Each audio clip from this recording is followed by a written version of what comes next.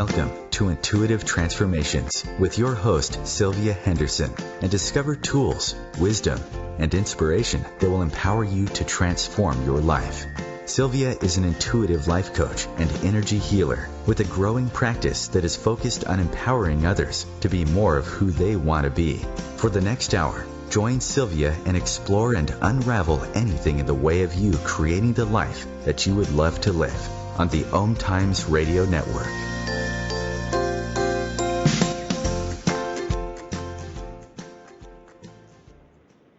Well, hello and welcome to the Intuitive Transformations radio show, where you will find tools that you can use to change and transform your life right here on the OMTImes radio network, the voice of consciousness at OMTImes.com. Well, today is Sunday, October 16th. 2016, and I am Sylvia Henderson, your host. If you're new to me or my show, I'm an intuitive life coach and an energy healer. If you would like to learn more about me and the work that I do, then please feel free to visit my website at intuitivetransformations.net. That's intuitivetransformations.net. So a couple of things I want to touch on very quickly before I bring on my guest for today. First, a reminder that the Intuitive Transformations radio show will be moving to a brand new day and time on OMTImes.com. That's going to begin on Thursday, November 10th. And then my show will begin to air at 2 p.m. Eastern, which is 11 a.m. Pacific Standard Time, and I will be live on Thursdays instead of Sunday evenings.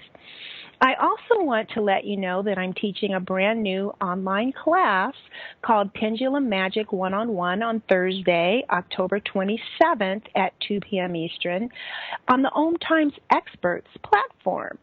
So this is a 2-hour online interactive class that will teach you the basics on how to use your pendulum safely and confidently. I use a pendulum in my work, and many of my clients tell me that they have a pendulum themselves, but that they don't trust the answers that they're getting. So this online class will teach you how to connect with your higher self, how to connect only with ever-expanding unconditional love, and how to have confidence in the answers that you receive when you use your pendulum. You'll learn everything from how to hold your pendulum, which is a very basic thing, to how to balance your chakras using your connection with your higher self. It's going to be a lot of fun, and I hope that you'll join me. Tuition is very inexpensive. It's only $22. And I priced it that way because I want anyone who has an interest in how to use a pendulum or anyone who owns one to join me and share in the fun as we connect on that level. Something that I emphasize often on this show is the importance of connecting with your inner guidance. And I have found a pendulum to be a great tool that can serve as a bridge that you can then use that allows you to gain greater connection with the divine. So to sign up for a Pendulum Magic One-on-One, go to experts.omtimes.com. That's experts with an S, .omtimes, OMTIMES.com. That's where you'll find Pendulum Magic One-on-One, as well as many other outstanding classes and courses that are being offered by the OMTImes experts. So again, the website is experts.omtimes.com. My class is only $22. I have more classes coming later in November. Right now, that's the only one I have up, but I'm also planning on teaching an online course on the 3 levels of consciousness. And then after that, I'll be teaching an online pendulum mastery course for self-awareness. So to participate in that Pendulum Mastery course, taking Pendulum Magic 101 and the 3 levels of consciousness is going to be a prerequisite. So you want to make sure that you get all of those classes so that you can really step into some self-awareness. And if you haven't done so already, I encourage you also to visit my online store on my website and pick up my audio healing that's called Forgiveness Heals. I've used my skills as a hypnotherapist and as an energy healer in this audio healing to create a vehicle that will allow you to step into the energetic vibration of authentic forgiveness for yourself and for others. The process I walk you through is deeply healing energetically and vibrationally. And for those of you who are Course in Miracles students, you know that it teaches in the Course in Miracles that our only purpose really is forgiveness. And the power of forgiveness is what moves us out of suffering and our belief that we're not enough. Forgiveness Heals is only $22, and again, priced to sell so that everyone can get it. And if you're feeling or having anger or frustration showing up in your life with someone else or even with yourself, I encourage you to get this audio healing. The value of authentic forgiveness is absolutely priceless. So I hope you take advantage of that. Speaking of forgiveness and moving and changing and things progressing, my time is changing, things are changing. Tonight we're moving into the energy of a super full moon in Aries, and this is a really great time for new beginnings. This super full moon has been projected that it's a supportive time for you and I to move forward and take action upon our desired intentions, as long as we're staying in alignment with our inner guidance, because there's a very big difference between taking action and taking inspired action, and we always want to take inspired action and be divinely led. So this super full moon encourages breakthroughs and supports the release of emotional blockages and fears that have held you back from realizing your highest potential for joy and happiness. And as you know, there are no accidents in the universe ever, ever, ever. And this is so true because I have joining me today on my show Dr. Roger W. Teel, and he's going to talk about his new book, which is called This Life is Joy, Discovering the Spiritual Laws to Live More Powerfully, Lovingly, and Happily. So we have this super full moon offering opportunities to release blockages, and Dr. Teel here to share from his wealth of wisdom how we can invite more joy into our lives. So let me tell you a little bit about Dr. W. Teel before I bring him on. Dr. Roger W. Teel, forgive me. Dr. Roger W. Teel is a life-transforming speaker and a global spiritual leader. Through storytelling, humor, and practical spirituality, Dr. Teel's transforming messages, as well as in his workshops, classes, business, and national conferences, help empower people and lead them to their limitless potential to live dynamically. He is backed by exceptional academics. Dr. Teel holds a degree in psychology and religion, a doctor of divinity, and a doctor of religious science degree.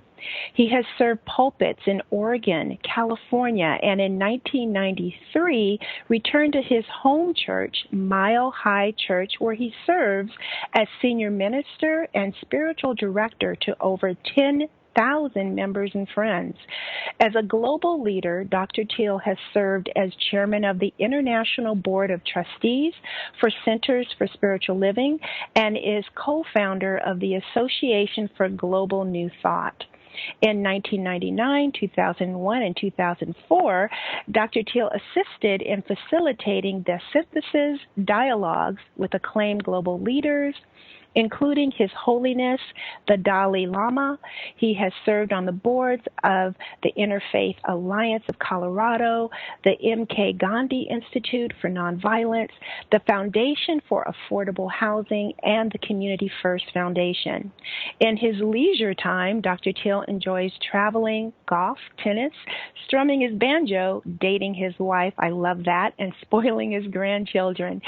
Dr. Teel, welcome to the Intuitive Transformations radio show. Oh, Sylvia, thanks for having me on. That's more than anybody needs to know about me, but thanks for the generous introduction. Well, it was so juicy, I had to share it. Well, so, good. Dr. Teel, your book begins with a foreword that's written by the late Dr. Wayne Dwyer, and the preface is is written by Michael Bernard Beckworth of the Agape International Spiritual Center. So I knew when I received your book that I was in for a treat, and I definitely was not disappointed. But before we talk about your book, would you mind sharing what started you on your spiritual path and how you came to become the senior minister and spiritual director of the Mile High Church in Colorado?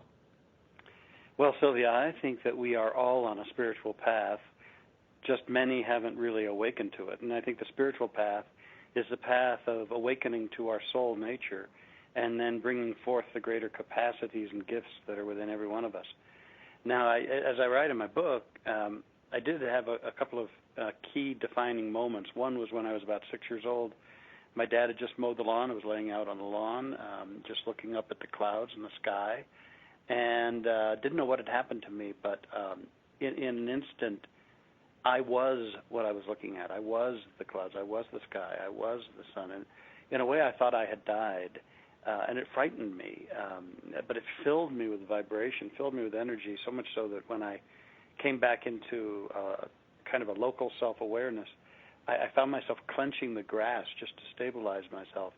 And I hid the experience away because I didn't understand it. It scared me, as I said.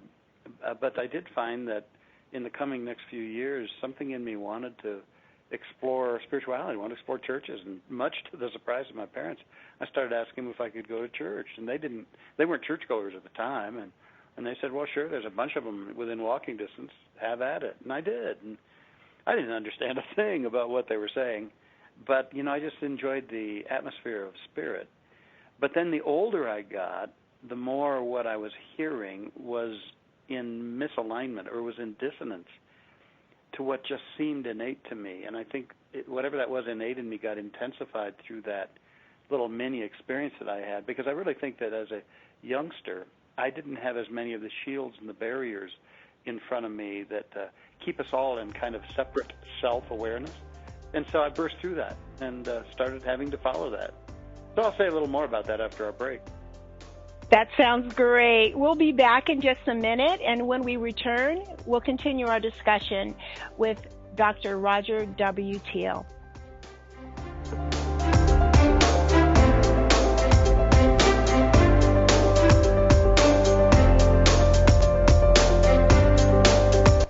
The future of Internet radio is here. OMTImes Radio. IOM FM. There is no death, only a change of worlds. Chief Seattle. Deborah Livingston is an award-winning intuitive psychic medium whose international services include mediumship, spiritual assessment, animal communication, and spiritual mentoring. She is a published author and a trained shaman. Deborah provides evidential messages from spirit and departed loved ones. Learn more at deblivemedium.com. That's DEBLIV medium.com.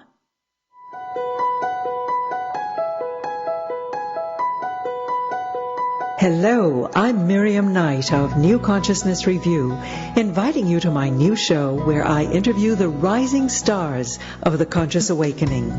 We'll explore the many faces of consciousness in action and intriguing perspectives on life, the universe, and everything in between. Join us each Wednesday at 2 p.m. Eastern on the Rising Stars Show. When I was little, I didn't talk for a long time. I was sensitive to lights and sounds, so I built secret hiding places where they couldn't get in. Sometimes I did the same things over and over, until one day I found out I had autism. My family got me help. Slowly, I learned how to live with it better.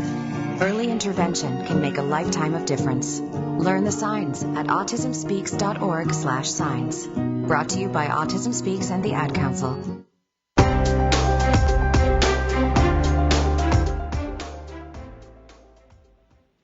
Welcome back, everyone. This is Sylvia Henderson. You're listening to the Intuitive Transformations radio show, and I have with me today my guest, Dr. Teel, who is the author of This Life is Joy, Discovering the Spiritual Laws to Live More Powerfully, Lovingly, and Happily.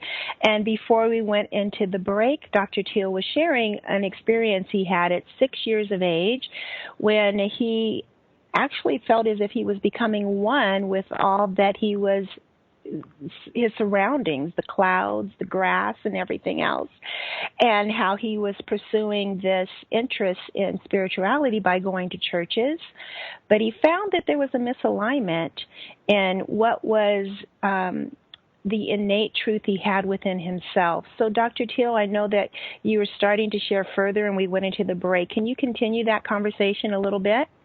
Oh, sure, Sylvia. And again, thanks for having me on. Well, it was a unitive experience, and I think we can all have it. But I think when we're younger, we have greater access to it. So at any rate, it sort of impelled me forward in my search, and the more I grew into adulthood, I just felt more and more that what I was hearing, the doctrines being laid on me, just weren't what I sensed within me. I think I'd received kind of a download or something. And so I just kept searching and left traditional religion in my college years and continued to explore and grow, and found the New Thought teachings, Ernest Holmes, the Fillmores, and others, and then began to be fascinated by how so much in psychology and science was also corroborating those teachings. And really, it's not just New Thought, it's really ageless wisdom and New Thought. Mm-hmm. It's the ageless wisdom New Thought movement. And I just dived in early on. I was so into it. I think because of that experience, I started being a minister at 24. Can you believe it? Wow, that's amazing. I think about it and I think, oh, my God. And, you know, actually when I started, I was quite panicked because I didn't think I could handle it. But, you know, when you know this stuff, when you know that you're not alone, when you know that you live within the Spirit and that you're being guided and you're being supported, eventually you learn to get over yourself and let it really work. And gratefully, I did that. But I've just loved growing and expanding. You know, I think the thing I love most is we New Thought ministers refuse to let people put us on a pedestal, although, you know, sometimes they do. I tell people, do not worship us ministers. You can pamper us a little bit, but don't worship us, you know, because we're doing the work that everybody's doing. We're also day by day striving to awaken to a higher truth, to know who we really are, and to come out of the trance of separation that plagues our culture, and to transcend the old misguided notions we've etched into our subconscious minds, so that truly we can do as the great way shower invited us when he said, you are the light of the world. Let your light so shine that others can see.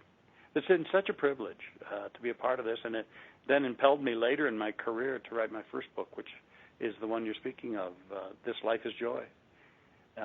So that's it in a nutshell.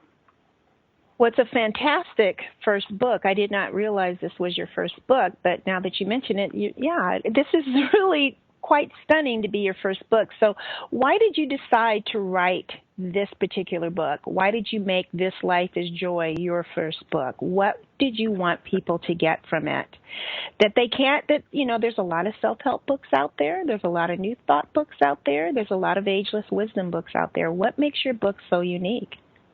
Well, you know, I don't know if it's all that unique, except that I fill it with personal experiences and some of my most cherished set of illustrations from other people's lives to help people who read this book really understand the principles in a real heartfelt way, in a personal way.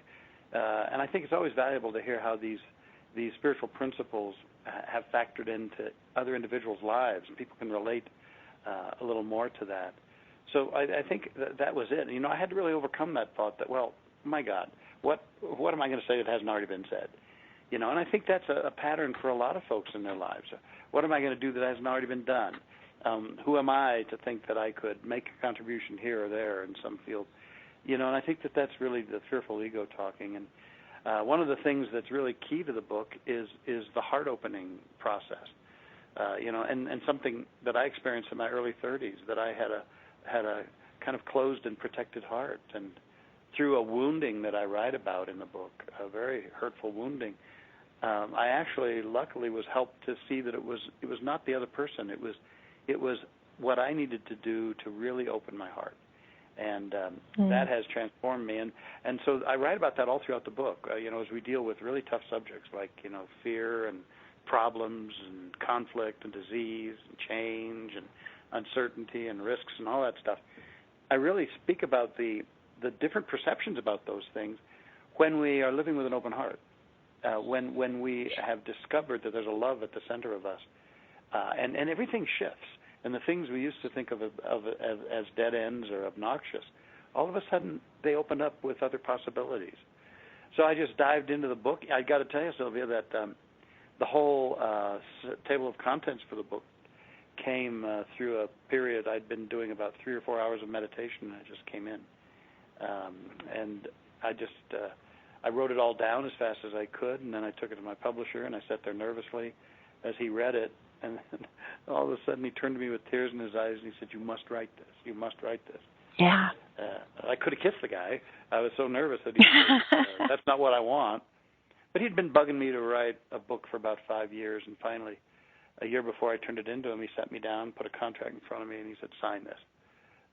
And I did, and he said, "Okay, you got to give me a book in a year, and if you don't, you're going to jail." He was just kidding. But, so that's kind of how it all unfolded. Well, I love that backstory because I didn't know that. That makes this even more. This is such an expression to me of love from the divine, because they are the tools that I believe people need in order to move to what you call the conclusion, which is living a heart-centered life. So you've divided this book into 4 parts, and the part 2 and part 3 are really kind of the meat of it, the steps, the information that people need to read to really see, how do I integrate this information and create change within my life. And so if you don't mind, let's talk about the 7 pillars of truth that you have outlined first. And I'm just going to read them quickly because I'd like to touch on each one individual if time allows. And the first one is this instant is love. The second one is this being is light. The third is the world is consciousness. The fourth is this idea is substance. Number 5 is this relationship is oneness. Number 6 is this journey is surrender. And then the last one is this life is joy, which is also the title of the book. So in the very first pillar of truth, which is this instant is love, in this chapter you tell the story of a bride who was determined to be the love that she so deeply longed for, which is what led to her being married.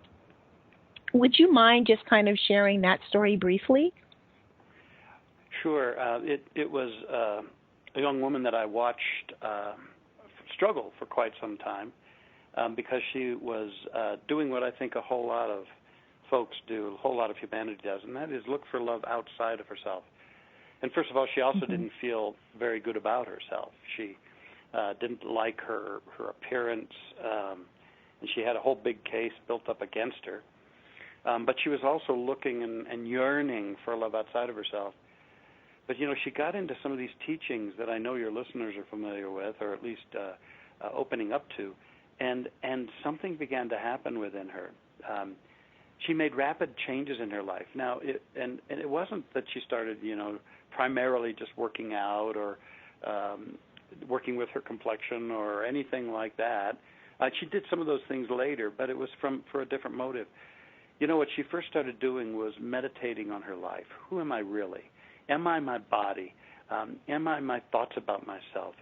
And gradually she began to realize that she was none of that. She was something so much more than that. And she began to open her heart to herself. And really I think that's the pivotal point in the transformational process for us all, when we can accept ourselves as who we are and as more than enough, and that there's more within us than we've even discovered yet. And so she began to do that work. And I got to tell you, Sylvia, I could visibly see her changing. And again, not so much because she was working on her appearance and such, but the light was on, and she was radiating, and she was more outgoing. And, when we start loving ourselves, a natural innate beauty starts coming forth. And as this went on for her, her life began to change, and she began to attract newness into her life.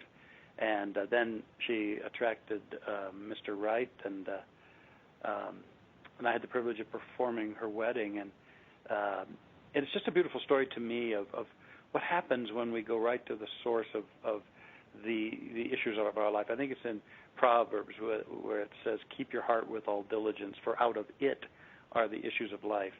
And that's so very true in this wonderful woman's case. And so what that chapter is all about, this very instant is love. And we don't have to look for it out there. It's within us, and it's all around us. And what we get to do, if we're willing, is to surrender to it and trust it. But, here's the deal. The ego, which is the fearful part of us that believes it's separate from everything and from God, the ego defends against love. And so in defending against love, we drive away the very thing that at the same time we're actually yearning for. So once we understand this, we can move through that fear. We can love ourselves as we get comfortable embracing love, as we stop looking for the source of love out there, just like we stop looking for the source of fulfillment out there. And we start generating these qualities because they're within us all.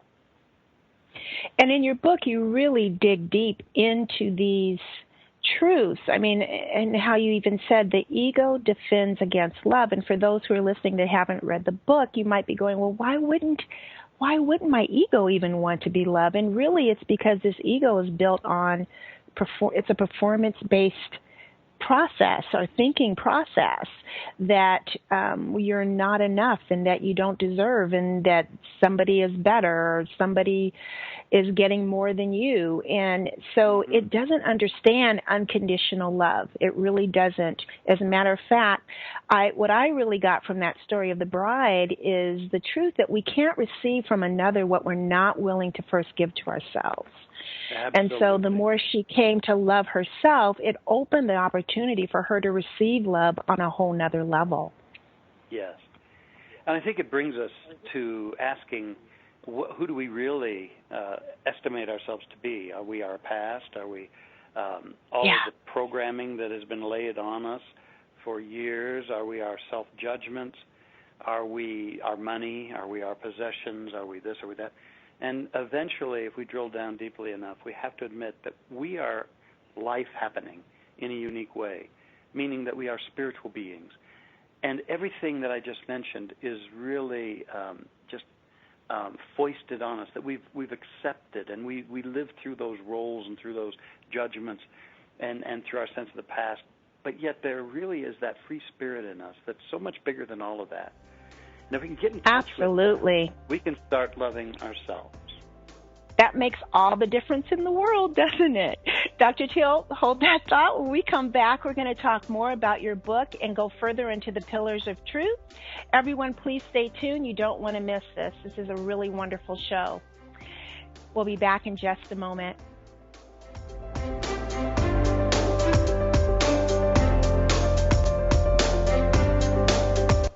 The cutting edge of conscious radio, OMTImes Radio, IOM FM. As difficult as it is to believe, there are places in Africa where human traffickers sell albino children and their body parts for use in magic rituals. Humanity Healing International is actively working in Uganda to change this paradigm. The Albino Rescue Project finds albino children who are at risk and places them in safe schools and environments where they can learn and grow free from fear. To learn more or to sponsor a child, visit humanityhealing.org. Humanity Healing is where your heart is.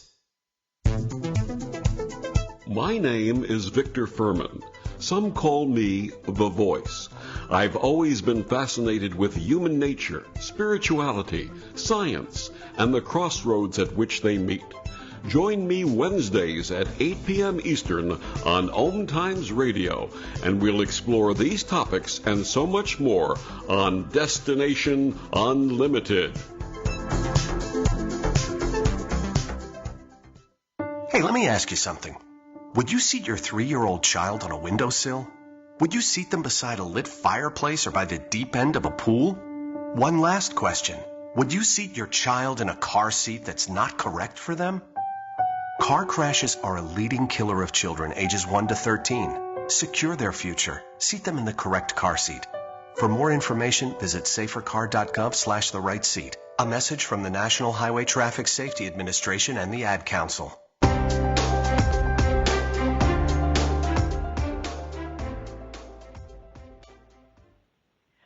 welcome back, everyone. I hear a little distortion. I hope that I'm the only one hearing that. Dr. Teel, before we went to the break, we have already covered that first pillar of truth, which is this instant is love, with that lovely story about this woman who learned to love herself so she could receive love in her life. And so the second pillar of truth is this being is light. And in your book, you write, when you perceive the other as the light they truly are, you open up to the grace and powers of that same light within yourself. And so how does simply perceiving the light in another allow one to then see the light within themselves? Because this is a little bit different than giving that to yourself, which you want to receive from another. This is about recognizing the light in all that you see. Yeah, and it's actually coming full circle in the journey we just talked about of loving ourselves, acknowledging that we're more than all of our judgments. We're more than our stereotypes and our personality types and our roles and our past and all those things. And eventually we begin to realize that we're something very special, and we need to get out of our way, open our hearts, and see how our lives can be reinvented. But in so doing, we also have to accord that to others, and we also hold lots of judgments about others. There's a chapter in part 3 that this judgment is yearning, and I talk about that judgment, that we judge others out of our own insecurity about ourselves, and we're yearning for assurance. And so as we look at others, we need to remember who they really are, even if they're not remembering who they are. We need to remember that they're really spiritual beings. They're actually, rather than material beings, they're not just their body. They're incarnate in their body, but they're more than their body. They're more like a being of light.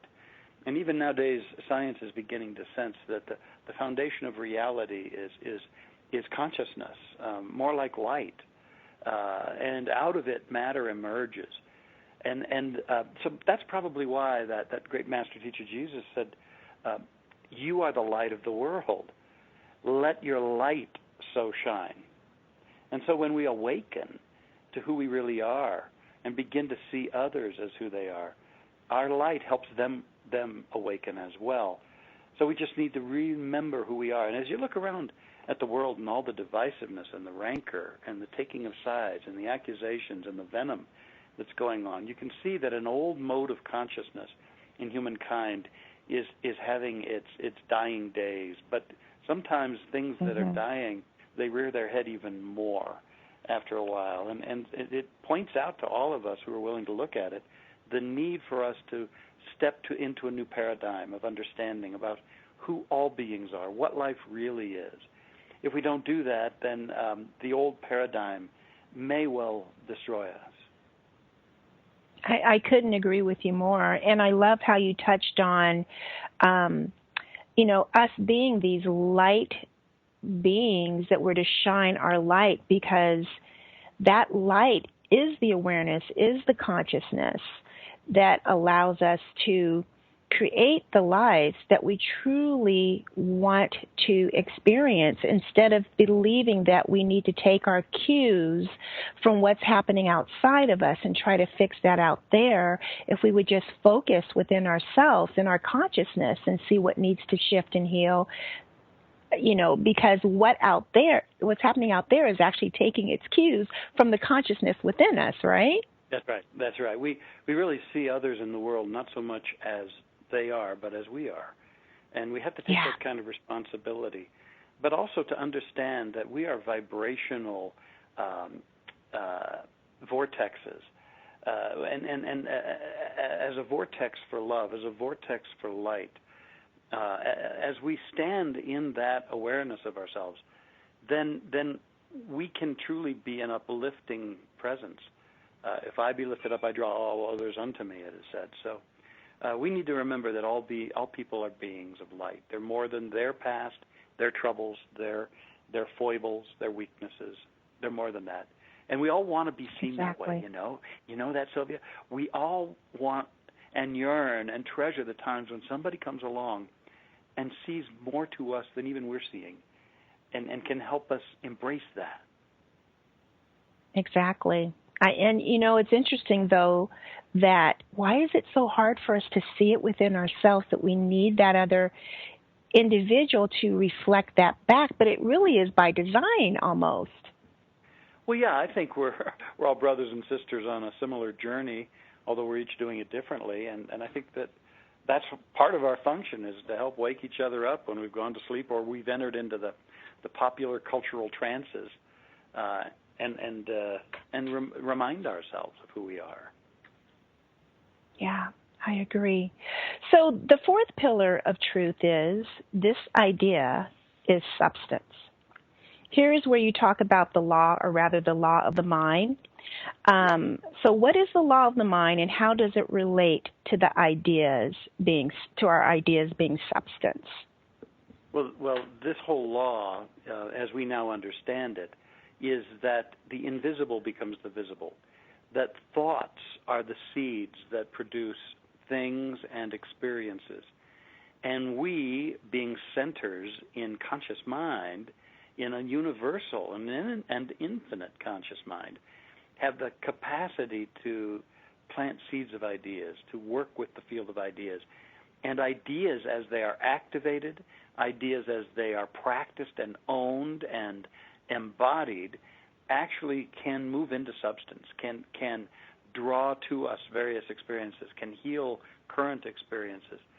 And so always, whenever I'm in a pickle, or I'm hitting my head up against some wall, frustrating myself, I always get quiet, I sit down, and I say to myself, Roger, you need a bigger idea here. And so I stop fighting the things out there, stop fighting the problems, and I start opening.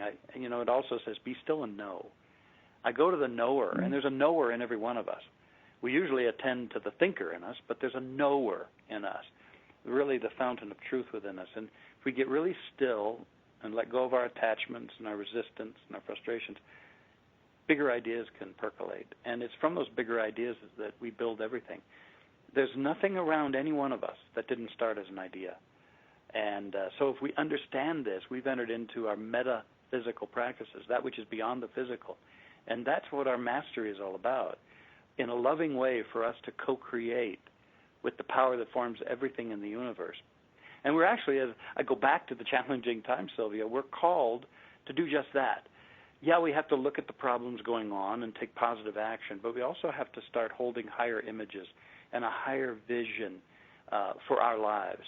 As my dear friend Michael Beckwith, who wrote the preface for the book, often says, we're either pushed by fear or we're pulled by vision, by a vision. And so when we cast a vision for our lives and for all of humanity, a vision bigger than the predicaments and the troubles that are going on, we find that we're pulled toward that vision. That vision wants to manifest itself. Every idea wants to take its form. And so the chapter is very compelling in that regard. It's very compelling, and I love the story that you shared of Nelson Mandela in that chapter, where you illustrated how he became mentally free before he was physically released from prison. And in his mind, he had already seen that it had happened. And lo and behold, he was actually let out of prison after over 2 decades of being incarcerated in South Africa. That's one of the most empowering stories I've ever run across, articulating how an idea becomes substance. Because, while he was first imprisoned, he had to overcome all of his upset, his grief, and his anger. But then what he did was he decided he could learn to work with his mind. But he had to take it in steps. He had to move from it's not happening to accepting that it can happen. It could happen. And once he got that in his heart, that it could happen, he had to grow that to it will happen. And he had to work with that until he could sincerely own it, And then as he worked with that, he moved to a place of it is happening. It's happening despite this very experience. It's happening. The transformation of our culture is happening. And that's what sustained him. And, of course, eventually, after 26 years of incarceration, he was freed and became the president of South Africa and a great world leader. But he had to have a vision. He had to have a vision. Mm-hmm. And that is the power of a vision and an idea, allowing it to move through all those progressions to the manifested outcome. That's an amazing story. So the pillar number 5 of truth, is the relationship is one. And this to me, Dr. Teel, is this relationship, yes. Oh, is it this relationship? Sorry, this relationship is one. I wrote that incorrectly, forgive me. And no Dr. Teel, to me, this is the foundation for everything, because it's our belief in the illusion of separation that creates the divisiveness in the world and in our personal lives. So can you talk about that as well as why our most difficult relationships are also our greatest teachers? Well, we are all calling in our teachers. Now, I know that when things get really troubling, there are times we don't want to admit that. And we want to blame and all of that. And yet, in every relationship, we have somebody mirroring ourselves to us, back to us. And so we are calling in our teachers. And yet, at the deepest of levels, we have to understand that there's really no separation between that soul and us. We're uniquely expressing God's life, uniquely expressing the one life, and yet we're all of that. And it helps. In my classes, I give a mantra to my students: deeply we are one. And I invite them to carry that into their relationships, into their daily transactions with people, even as they're walking out in nature, because we're one with nature as well, so that we can overcome the trance of separation and come into this sense of the dynamic oneness of everything, and also oneness with our source that supplies us great ideas and empowers us, grows us. So every relationship ultimately is an opportunity, as you said earlier in the program, for forgiveness. And what forgiveness is a bridge back into oneness. And so that's how we heal and you know, truly in our relationships we provide so much great fodder for our growth.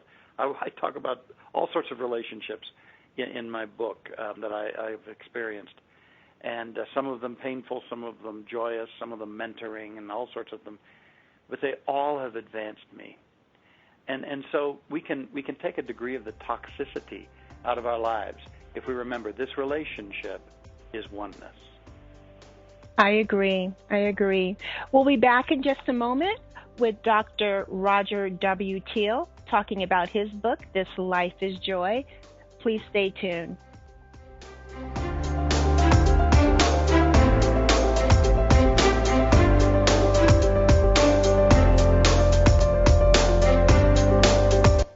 Bringing a more conscious lifestyle to your world. OMTImes Radio. IOM FM. Host your show on IOM FM, the radio network of OMTImes Media, one of the more recognized brand names in the conscious community, and is backed by the extensive marketing reach of OMTImes. Hosting a show on IOM FM immediately connects you with our extensive dedicated community.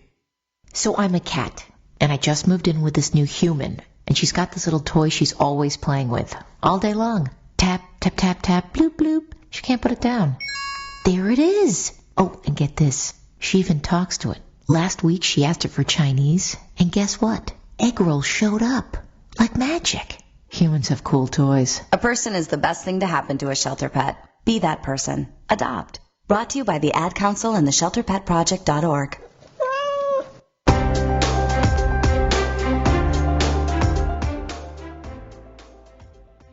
Welcome back, everyone. This is Sylvia Henderson on the Intuitive Transformation Show, and we are talking about a brand new book by Dr. Roger W. Teel. It's called This Life is Joy, Discovering the Spiritual Laws to Live More Powerfully, Lovingly, and Happily. And during the course of this show, we've been going through one of the powerful sections in his book that presents 7 pillars of truth.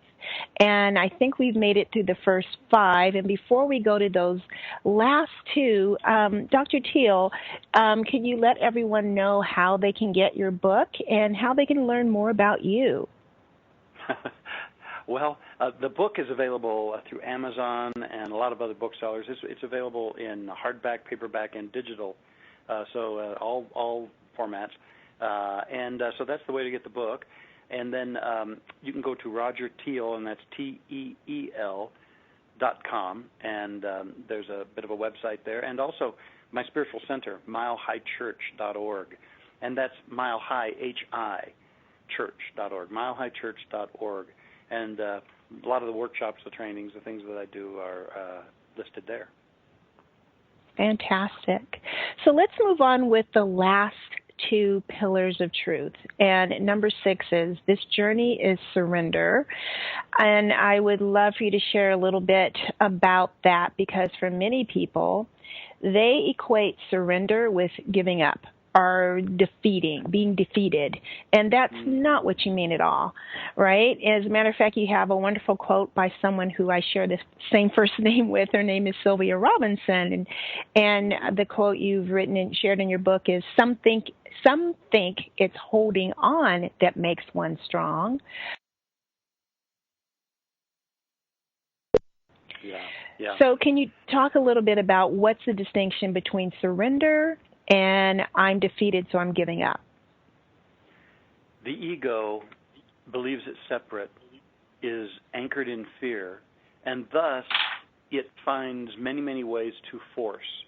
The ego forces, manipulates. And so many aspects of our life are trying to make things happen, trying to force, trying to control others, control situations. And we find ourselves expending enormous amounts of energy in doing all of that, and usually frustrating ourselves all along the way. And there's something that taps us on the shoulder and says, yeah, there's a better way. There's a better way. Now, when we move out of the fear of the ego and start opening our hearts, move into the field of love, we move from force to power. Now, we don't have to make power happen. We really yield to power. We let power work through us. So the surrendering, spiritual surrendering, is not giving up. It's flowing with, and it's opening up to something greater that we can be an avenue for. It's attuning to the wisdom, the possibilities that we very often block because of our fear, our forcing, our resistance. It's higher level allowing. It's allowing something better to emerge, and it is also it's the absolute faith that grows in us that there's something greater and more wonderful than we realize that can flow into our experience. If we can welcome it, let it be. So it's allowing higher energies to work through us and to use us. And boy, is it a powerful thing. Then we realize we're partnering with this great power in life. We're not feeling like we're this fearful lone ranger out there trying to force things. And life becomes powerful, and we discover mastery and powers unbeknownst to the fearful ego. And it is so empowering when you can lean into that great divine, which knows even better than ourselves how to get us to where we want to go. And we might have in our sight a certain path, and yet because we figured it out in our limited, awareness, our own thinking that represents everything we've experienced in our past, that path is then redirected, and sometimes we get into that resistance, when if you would just surrender, something better will come, because the universe has our back, right? Absolutely. And so this surrender is an enormous step of trusting. And trusting is very important. The ego doesn't want to do it very much because it's too vulnerable, it feels. But to trust is to allow these greater forces to have their way with us. And it's a great adventure. It's a brand new adventure of not trying to make things happen, trying to force things, manipulate things, control things. But how can I work with greater energies and let them guide me? How can I partner with them and be far more effective and joyous in my life? Yeah, that makes all the difference in the world. So the very last pillar of truth, number 7, is this life is joy, which is the first half of the title of your book. And in this chapter, you state that there is a difference between pleasure and joy. So Dr. Teel, what is the difference between joy and pleasure? Well, pleasure is what we force, just like what we were just talking about. It's the experiences we try to force to happen to squeeze a little bit of fleeting happiness from them, fleeting pleasure. And so individuals who've lost touch with their deep inner joy, which is a life quality within every one of us, which we knew when we were kids but lost track of. People who've lost track of that, they try to get their fleeting bits of pleasure from desired outcomes, from getting more money, from having more things, more power, more status, more people, more whatever they think. And most people are really operating from that context that if I can get what I really want and be what people want me to be, then I will feel happy. And many people spend a lifetime in that futile pursuit. And so they situate a little bit of fleeting pleasure in their life, and then they scramble to make sure they don't lose it. But since inevitably those things are very temporary and they fall away, and then the individual begins to sink into pleasure's opposite, which is pain. And so they scramble to try to find a temporary source of some more pleasure to keep a little bit of a high there, a mental high, but then a mental emotional high. But then it too falls away, and eventually they feel more and more pain in their life. I can't tell you how many people I know who go around with this pain body, as Eckhart Tolle calls it, this pain that they carry because they haven't healed situations, but also because they feel hollow and they're trying to find something outside of them to fill it. And so they start anesthetizing the pain. And so that's our society, striving to fabricate some artificial pleasure that doesn't last and then numbing the pain that follows it. And all the while, we have the gift within us. There's a joy, a deep spiritual joy within us. And again, we knew it as kids. And we can have that. And when we have this joy, it becomes also a strength, Sylvia. It's like I know a lady that I'm working with right now who's grieving the loss of her husband, and he pretty quickly passed, in just a 4-month time. And she's in intense grieving, and yet she's a very well-developed spiritual person. And she was remarking the other day as the tears were falling, as she recounted certain incidents, and she says, these are tears of grieving that is mixed with love. I know I grieve because I first loved. And she said, but you know what? I still feel the joy of life. You connected me with the deep joy of me, and so I'm not hopeless. Yeah, I'm grieving, but I also have this joy. I tell the story in the book of the children of Israel when they're in their Babylonian captivity, and they were sorely oppressed, and they'd slave all day, and they'd crawl back to their encampment. But once they had fed themselves, they would steal down to the river, and in the reeds and the willows, they'd place musical instruments, harps, and lyres, and they would take them out, and they would play their instruments, and they would dance. And so, I ask people, do you have a harp in the willows? No matter what your problems are and this and your goals and all of this, do you dance? Are you connected with a deep joy in you that isn't going to ever be caused by these outer things? It's great to have all the money you want and this and that and the other thing, but it doesn't give you the deep joy I'm talking about. It's already within us, just like love is within us. And so really the book is about spiritual awakening and then how to take it into the challenging areas of our lives and live it in a brand new way. And I really believe that humanity is on the cusp of living this kind of thing in a brand new way. I am right there with you. I think that we are in a great time of great change, and yes. And that is connecting with what is truly valuable for us, what really feeds our soul. And you really touched on a point that I think is huge for us in our society today, and that is how people are numbing themselves and not feeling their emotional state, where here this woman who's lost her husband, she's feeling these emotions, and great that she has a counselor there like you who's helping her negotiate them so she's not overwhelmed. But we can't continue to ignore our emotional state and run from our feelings, because that's really the gateway and the doorway to wholeness and healing. They're not meant to consume and overtake us. The only reason we feel that way is because we're so accustomed to stuffing them down. But really, when we allow ourselves to use tools like you have in your book to be able to connect with those emotions, they are allowed to move through us then, and it creates so much more of an opening within our heart, right? Well, absolutely. And oftentimes when people have losses or betrayals and things like that, they close their hearts. And the ego wants to insulate itself and hide us away. And then we stuff the emotions. If we can keep our hearts open while at the same time we grieve, if we can stay connected to the deep joy of simply being alive, being an activity of life, it allows us we love ourselves enough to let that grief energy pass through us and dispel itself, or at least begin its journey of transformation. And we stay connected with what really matters in life. Nobody can get through this life without having losses and without grieving. But we don't have to shut down our light. Yeah, exactly. We do have choice in that. Wow. Well, I just really want to encourage everyone who's listening to get this book by Dr. Roger Teel. This Life is Joy, Discovering the Spiritual Laws to Live More Powerfully, Lovingly, and Happily.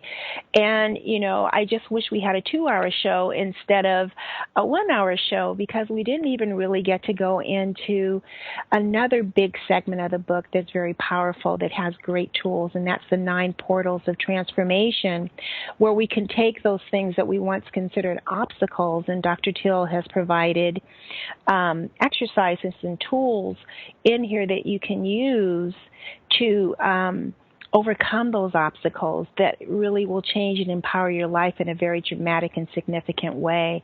This is a great toolbox that I think everyone should own, because we're living in a time right now where life is so confusing and it's not working for us the way we've been going, and we need to make a course correction. So, Dr. Teel, thank you so much for joining us tonight. I so appreciate your wealth of wisdom and everything that you've shared. Thank you. Thanks for having me, Sylvia. You've got a great program going. Thanks for serving the world. Absolutely. Thank you. It's my pleasure. Thank you, everyone, for listening. Please have a wonderful week, and know that you are loved and the universe does have your back. Enjoy life. That's what it's for. Take care. Goodbye for now.